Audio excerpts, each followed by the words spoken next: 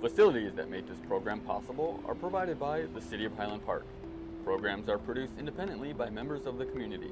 The City of Highland Park is not affiliated with the following program or the producers of public access programming and is not responsible for the content. The following program does not reflect the opinions of the City of Highland Park.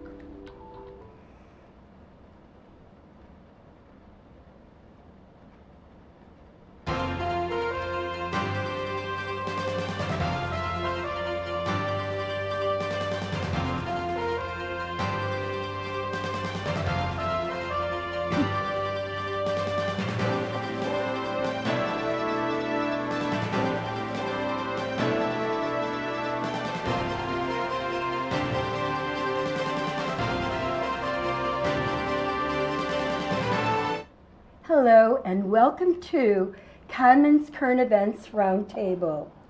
Today we have two really interesting guests, and I think you're going to find them extremely fascinating because we're going to be talking about socialism. One of my guests is for socialism and the other one is against socialism. And my first guest is Hospitales, and who is a writer, photographer. Welcome. Yes. Welcome to our show, Jesus. And my other guest is welcome back, Joe Kopsick, who is our lecturer and author. He wrote how many books already? Two so far. Two so far, at such a young age, and I would imagine that's one of his. Welcome to the show, Thank you. Joe. But I just want to read one thing to let you know what's going on in Venezuela. The Venezuela crisis today is the result of corrupt government and false promises that have created a climate of extreme dependence on the government. With people totally dependent on the government, Chavez and now Maduro could manipulate people as they wanted, keeping a lid on the social unrest but destroying human dignity. Venezuela needs new ways of thinking to restore democracy. It needs a new generation of political leaders with strong moral character who understand how socialism corrodes and corrupts human dignity. That is an opening that I wanted to get to, and I'm going to start with Jesus about Venezuela, because I remember Venezuela being a very wealthy, I mean, your oil was even more so than Saudi Arabia, and now people are starving in Venezuela. And I'm glad that you came in from Venezuela, and you're doing my show today. I'm very honored to have gotten you. I'm so happy that you got here. So maybe you could talk a little bit why, how was it ruined or destroyed? How socialism, what happened there? Well, I think that everything started, in my opinion, several years ago, about 20 or 30 years ago, when people start buying, right, the proposal of the politics, of the politician, about getting free stuff, about, hey, your work are not owning this or that, maybe we can make it better, we can have better benefits for you. And they were starting offering this free stuff to the people, but they didn't talk about how to get it. Good? So people start buying these ideas and these proposals without the knowledge or without knowing what were they buying, in fact. So we got into this modern socialism, who is called in Venezuela socialism of the 21st century, yes, and it was divided by stages, different stages. Right now we are in the final stage of the socialism in Venezuela, where it is perfectly performed. The socialism is perfectly performed right now in Venezuela. And let me tell you something, without hope to coming back to another different system, because the government now owns the company, the private companies, and all the sources of production, food, oil, etc. Then what, if the government does all this, why are people starving? I understand there's no medicines, Yes. the hospitals don't have medicines there, the people don't have food. I mean, if the government owns all this and people, are so happy to have socialism, why are they starving? Good question. Listen, when the companies are on private hands, private owners, yes, they are interested in get some profit of the business, right? So under the socialist ideology, onto the workers, handled by the government, not by the private sector of 2 or 3 owners, private owners. So what really option brought from the center of these companies, because the government is not interested in the profit. They are just interested in the political project. But what happened? The political project is implied or is attached to the economics of the country. So they need more production, but they are not able to make more production of these companies. So at this point, the Venezuelan government is just buying food from other countries, their own food, as it used to be years ago. But nobody's doing this because they're not interested in the profit, because that's a socialist project. I see. So, Joe, you hear, we just heard Jesus talk about the people. At the beginning, everybody was so happy to have socialism, and now their country is starving because there's no trade. People aren't getting medicines. People are in the hospital, medical care, because there's no medicines to help them. It's very, very sad. But what happened if socialism? Could that happen if we got it here in the United States? How could socialism be different than what's happening in Venezuela? And why did it happen? I know you're for socialism, but you hear what happened to his country. So what do you think about that? Well, I think if America tried socialism, they're near as dangerous as when poor and non-industrialized countries like Venezuela try it, because America has so much wealth, it has so much capacity to produce. It also has so much capacity to destroy what it's produced, and prices aren't really allowed to fall to the point where people can afford them, and that's part of why that's what's happening in Venezuela and why people are having difficulty getting enough food. And part of the reason why there's not enough food for all the people in the country is several reasons. First of all, there was a civil war a few decades ago between Colombia and Venezuela, and 7 million people went into Venezuela, so the population went up a lot. And also, the government was spending on social welfare as if it had infinite oil wealth coming to it. So the bubble burst, and oil prices went down 70% the year after Chavez died. And also they tried to impose price controls on foods, and some people argue that international food sellers are not lowering their prices enough so that people can afford it. And because of those price controls and rash characteristic of authoritarian socialist regimes, you'll see a black market emerge and smuggling to get food out of that country, because people can sell food in neighboring countries and get more money for them because they don't have the same price controls as Venezuela has. Do you see that Venezuela was a failed socialist experiment? It's not a fair experiment. Let me tell you something. You had different stages of socialism. Socialism doesn't happen from one day to another. It had different stages. First, the promises. And playing with the people's necessity, yes. First, the promises. We need better healthcare. We need this, we need that. We need cheaper food.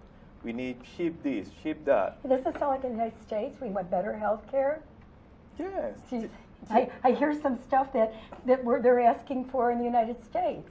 Yes, but somebody has to pay for that, The project itself put their hands on the profit, on the money of the wealthiest people. of the corporations, of the millionaires, of the billionaires.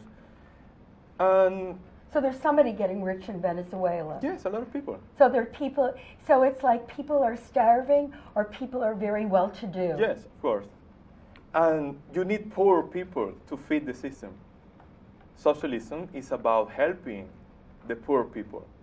So when you need poor people to feed the system. Socialism is not interested in get you or the people out of poverty. That's not part of the project of the socialism. So you need people who actually depends on the government, depends on the welfare, depends on the health, for food, for medicine, for almost everything. So in Venezuela, it's perfectly imposed, the socialism. It failed, yes, for the people, but it doesn't fail for the government. So the government always makes out, excuse me, the government always makes out well, right? In socialism, what do you think, Joe? Do you think that, how could socialism, do you see socialism coming in the United States? I think the most likely way. Because we have new candidates now that are pro-socialists, like Cortez and Bernie Sanders, and that whole group that wants to, have socialism. Yeah, And they're the farthest left-wing Democrats, or they're progressive Democrats. They're definitely influenced by socialism. I would say the only chance America has at becoming socialist in the next 10 years is if, say, Bernie Sanders became president and you made someone like Sherrod Brown from Ohio, like labor secretary, and made serious gains in, what workers are allowed to bargain for, and, maybe get rid of Taft-Hartley and make it possible for people to have as meaningful boycotts and strikes that they right now have to ask for permission for. See, we're afraid of socialism, but we won't let private sector unions function the way they're supposed to. We've illegalized most of their activities. because unions used to be very time, everybody belonged to a union, and now you don't have to belong to a union. You could work and not belong to a union. So you're for unions, correct? Well, it's difficult to say because I'm in a position where I'm kind of between. So I'm not a supporter of Trump. So right now I think there's a lot of free market and socialist ideas that could both lead us to a better economic system. So it's really difficult to answer. When is socialism? Because a lot of people are afraid that once you have a socialist country, then you eventually will go into communism. Well, Marx and Lenin and their followers believe that socialism is supposed to lead to communism, and Nikita Khrushchev took over after Stalin. He said that we will feed Americans little bits of socialism until they wake up and find that they have communism. There are few socialists who don't want it. Socialism means, strictly, the definition is social or worker ownership or control or management of the means of production, which is factories and workplaces and maybe farms. Large machines, tools, and for a socialist regime to turn into a communist one, it would need to get rid of its markets, its money and currency, and its borders. Now, as far as Venezuela, that it became, is it a socialist country? Did it become communist? What do you see, and what do you see happening in Venezuela? What do you think is going to happen to that country? Okay, you have to check California. And you check all the taxes that the people have, all the tents, camps, the people living in tents over there. You have to check California. Apply it to the whole country. That's socialism, basically. So, socialism is, you can divide socialism and communism. It's the same. Fidel Castro said it. He was interviewed one time. You can look it on YouTube, it's public. He was asked, what's socialism? Well, socialism is communism, easily. But when you read what's communism, you need different stages, as I told you before. You need promises, you need take control over all productive companies, and then what happens? When people start starving, when you don't have enough food for all the people, when people rather depend on the government than working, people will be mad. You will get riots on the street. And guess what? The government won't take it back. The government won't say, okay, we are sorry, socialism is not the way, we're going back. No, they have to move into communism, take control over the elections, take control over the protesters on the street, no riots. If you want to survive in that country, you need to belong to the government or be pro-government, pro-socialism, to have your food stamps or food card or pro-government card to go to buy groceries, to go to buy medicines. Socialism is communism. It's the same. So it is the same in the Wall Street Journal, and it said, and it was in October of 2018, which is now, it says, Cuba holds the keys to Venezuela. Venezuela is now a wholly owned subsidiary of Cuba's 59-year-old military dictatorship. Without the full support of Cuba, sophisticated intelligence and advanced police state methods, Venezuela will have been overthrown years ago. So Cuba holds the keys to Venezuela. Cuba holds it.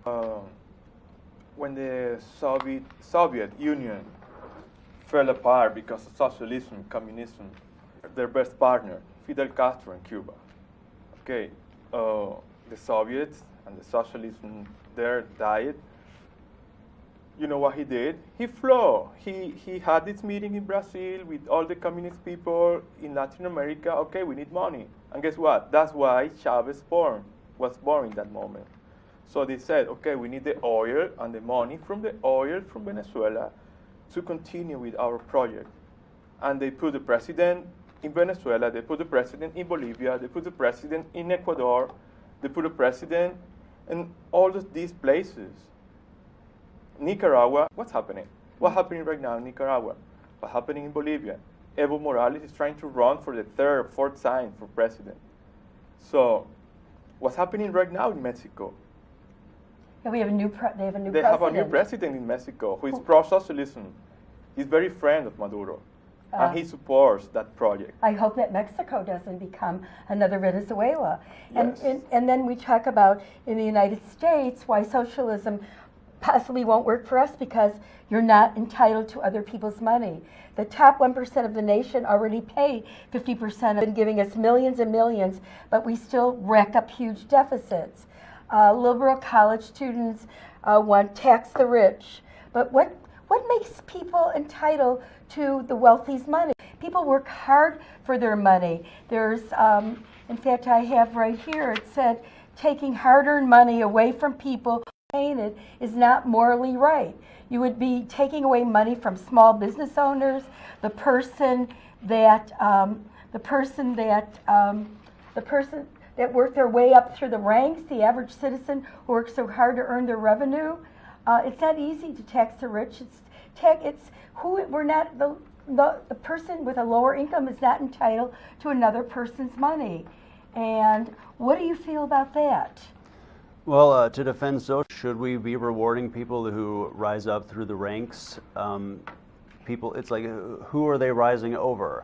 And that's why socialists support egalitarianism in the workplace and what's called horizontality, eliminating the needs for bosses whenever we can, and using profit to reinvesting that profit into the company to develop it and to give rewards to workers and consumers.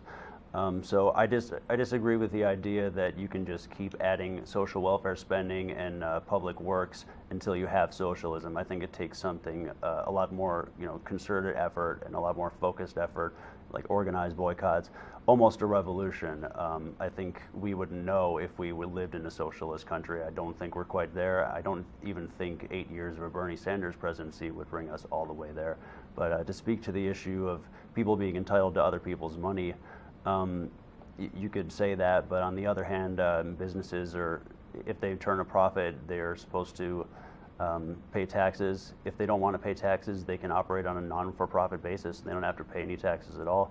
But if they're receiving any form of taxpayer subsidies, they're kind of participants in a rigged market. They have an unfair advantage, and it's that deprivation of opportunity that they do to other people when they get things like business licenses and intellectual property rights, things that taxpayers have to pay for. and that is used to take away opportunity from the ordinary person who might go into competition against them, but have so many regulations and taxations and barriers to contend with in that process. Do you think that there was something that was in that same Wall Street Journal that I was looking at? It says, "Open the door to Venezuelan migrants." Do you think that we should be, we have now the caravans of people coming in from the 3 different countries. They're coming in from El Salvador, Honduras, and Mexico. And Mexico is not as many, but the other countries. Honduras, El Salvador. Yeah, Honduras. Central yes. America. There's not as many people from Mexico coming in, because right now Mexico, they're building, and there's a lot of jobs still they're opening in Mexico. With all these caravans, the people are coming out of all these countries. There's also starving, and then they're at the Mexican border. I mean, we can't possibly open our door to every country coming into the United States. Good. How should we be fixing? Should we be helping people? Should we be helping people stay in their countries by services that maybe us, the United States, United Nations, other people from other countries can really help people stay in their own country rather than coming over the border, which, it's going to be very hard. Language is different, everything's different, where they feel at home in their own country. What can we do? Let's start with Venezuela. What can we do? Okay. To feed socialism, you need poor people. Venezuela, from Honduras, El Salvador, Nicaragua. Yes. Yes, that's poor people. So basically, but they're not all poor. There's some people that are there's coming some people, for of course, economy. of course. No, a lot of them comes, naked, without clothing or without money. Clothing, yes. But that's from here. I honestly believe socialism here is going to happen. There's no way you could stop socialism here. According to Joe, it's coming. No, it's coming. It's coming. That's coming here. So you need to impose or to promote socialism here, because you need poor people. Most of them, of course, they are not poor, but some of them are, and you need that people to feed the socialism here. Yes. So that's why they want the people to come in here. That's why. In this country here, because it would help feed into the program. That's the way to justify socialism. So do you see the same thing, Joe? Not quite. I think we would have a much easier time accommodating any kind of immigrants, socialist or not, into this country if we would just get our budget and our taxes under control, stop taxing productive activity, have things like a balanced budget amendment, or at least pay as you go.